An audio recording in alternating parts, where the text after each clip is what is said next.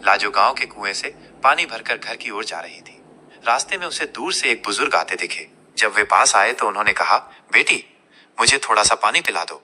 लाजो ने कहा, हाँ हाँ बाबा, क्यों नहीं, ये लीजिए पानी पीजिए। ये कहकर उसने पानी का घड़ा हाथ में लेकर उन्हें पानी पिला दिया। पानी पीकर बुजुर्ग ने उसका धन्यवाद दिया और आगे चल दिए।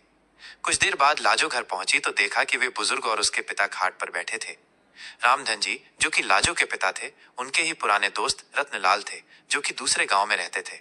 कई साल बाद वे रामधन से मिलने आए थे। रामधन जी ने जैसे ही लाजो को देखा, वे बोले, ले भाई रत्नलाल, आ गई मेरी बेटी। इसी के बारे में पूछ रहा था ना, बहुत ही होशियार बच्ची है। बस मेरी गरीबी और इसकी माँ के न रहने के कारण इससे इसका बचपन छिन गया। आ बेटा, ये तेरे चाचा हैं, मेरे बचपन के दोस्त। लाजो कुछ बोल पाती उससे पहले ही रत्नलाल जी ने कहा, भाई रामधन, तेरी बेटी बहुत संस्कारी है। आज कुएं पर इसने ही मुझे पानी पिलाया था, और कोई होता तो पहले मेरी जात पात पूछता, फिर कहीं जाकर पानी पिलाता। तेरी बेटी बहुत परोपकारी है। अपनी तारीफ सुनकर लाजो शर्माकर अंदर चली गई। तभी रामधन ने आवाज लगाई, बेटी, अपने चाचा के लिए कुछ मीठा ले आ। रत्नलाल जी ने उसे रोकते हुए कहा, भाई, मुंह बाद में मीठा कर लेंगे, पहले मैं जिस काम से आया हूं वो तो सुन ले। हाँ भाई, बोल, क्या बात है, घर में सब ठीक तो है ना? रामधन की बात सुनकर रत्नलाल ने गंभीर होते हुए कहा, भाई, मैं अपने बड़े बेटे के लिए तेरी बेटी का हाथ मांगना चाहता हूँ। अब इस दोस्ती को रिश्तेदारी में बदल देते हैं। यह सुनकर रामधन बहुत खुश हुआ। उसने कहा, बात तो तेरी ठीक है, अगर तेरा बेटा है तो मैं तैयार हूँ, लेकिन भाई, मेरी हैसियत तो तू जानता ही है। जहां तक मुझे पता है, तेरा तो शहर में बहुत बड़ा कारोबार है, कहाँ मैं और कहाँ तू। रत्नलाल जी ने कहा, पैसे की तू चिंता मत कर। मेरे बेटे के लिए कई बड़े घरों से रिश्ते आए, लेकिन मैं एक ऐसे बच्चे को अपने घर की बहू बनाना चाहता था जिसमें संस्कार हो। वो मैंने तेरी बेटी के अंदर देख लिए। तू बस हाँ कर दे, बाकी सब कुछ मेरे पर छोड़ दे। रत्नलाल जी की बातें सुनकर रामधन ने तुरंत हाँ कर दी। ऐसा घर बैठे रिश्ता आए तो कोई भी मना नहीं कर सकता है। किवाड़ की ओट से लाजो ये सब सुन रही थी। रत्नलाल जी ने आगे कहना शुरू किया, हाँ, ये बात हुई ना खुशी की, अब जल्दी से मिठाई मंगवा, अब मजा आएगा मुंह मीठा करने में। रामधन की आवाज लगाने पर लाजो शर्माते हुए मिठाई की प्लेट लेकर आ गई। रामधन ने कहा, बेटी, आज से ये तेरे ससुर हैं, इनके पैर छू। लाजो जल्दी से पैर छूकर वापस चली गई।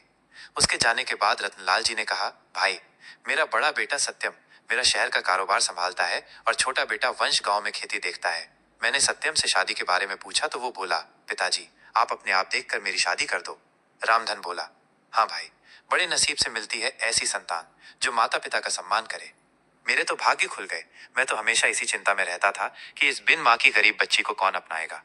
रत्नलाल जी बोले, बस अब तू चिंता मत कर, मैं शादी का सारा इंतजाम कर लूंगा।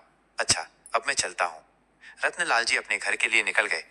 उनके जाने के बाद रामधन ने घर में जाकर लाजो से पूछा, बेटी, तू खुश तो है ना इस रिश्ते से? लाजो बोली, पिताजी, मेरे जाने के बाद आपका ध्यान कौन रखेगा? मुझे नहीं करनी शादी। रामधन बोला, बेटी, ऐसा न बोल, मैं अपना ध्यान रख लूंगा। बड़े नसीब से ऐसा रिश्ता मिला है।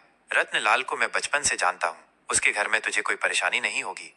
कुछ दिन बाद पास के गांव से दो लोग आए और रामधन को शादी का शुभ मुहूर्त बताकर चले गए। उन्हें रत्नलाल जी ने भेजा था। अब रामधन शादी की तैयारियों में जुट गया। इसी तरह कुछ दिन बीत गए। रामधन ने अपना खेत गिरवी रखकर बेटी की शादी की तैयारियां पूरी कर ली थी। शादी से एक सप्ताह पहले एक दिन रामधन अपने समधी से मिलने उनके गांव पहुंच गया।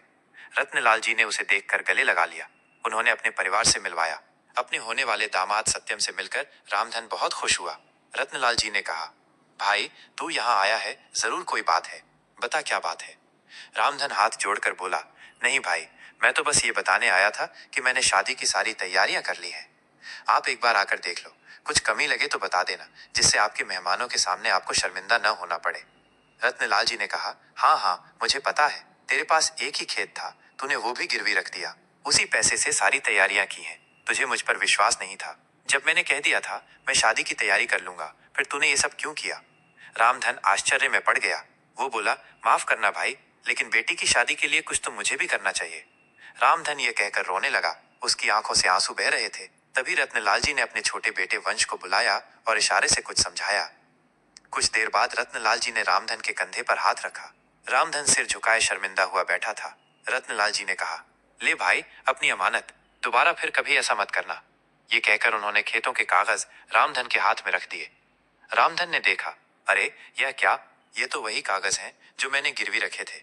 ये आपके पास कैसे आए? रत्नलाल जी ने कहा, वंश आसपास के गांव के सभी लोगों को जानता है। उनमें से ही एक ने खेत गिरवी रखने वाली बात हमें बता दी। वही ये कागज छुड़ा कर लाया है। रामधन की आंखों से आंसू बह रहे थे।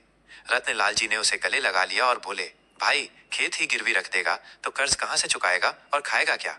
आगे से ऐसा कुछ मत करना। मैं अपनी बेटी लेने आऊंगा। बस तू मिठाई बढ़िया सी बनवाना। यह सुनकर सब लोग हंस पड़े। रत्नलाल जी ने आवाज लगाई, वंश। वंश ने 50,000 रुपए लाकर अपने पिता के हाथ में रख दिए। रत्नलाल जी ने कहा, ले भाई शादी की तैयारियां कर। और वंश ने घर छोड़ा। और हाँ सुन भाई, कल हम 4-5 आदमियों को तेरे घर भेज देंगे, वो सारा काम संभाल लेंगे। बस तू चिंता मत करना। रामधन कुछ बोल नहीं पा रहा था। उसके मुंह से बस इतना ही निकला, मेरी बेटी के नसीब खुल गए। ये कहते ही वह कुर्सी पर बैठे बैठे लुढ़क गया। इतनी खुशी बर्दाश्त नहीं कर पाया। उसने अपने प्राण त्याग दिए। रत्नलाल जी उसे संभालते, इससे पहले ही वो दुनिया छोड़ चुका था। रत्नलाल जी अपने दोस्त से लिपट कर रोते रहे। वे अपने दोस्त की अंतिम यात्रा लेकर उसके गांव पहुंचे। लाजू को जब ये पता लगा, वो रोते रोते बेहोश हो गई। रामधन का अंतिम संस्कार किया गया। रत्नलाल जी अपने परिवार के साथ वहीं रुक गए। 13वीं के एक सप्ताह बाद उन्होंने सादे तरीके से सत्यम और लाजू की शादी एक मंदिर में करवा दी।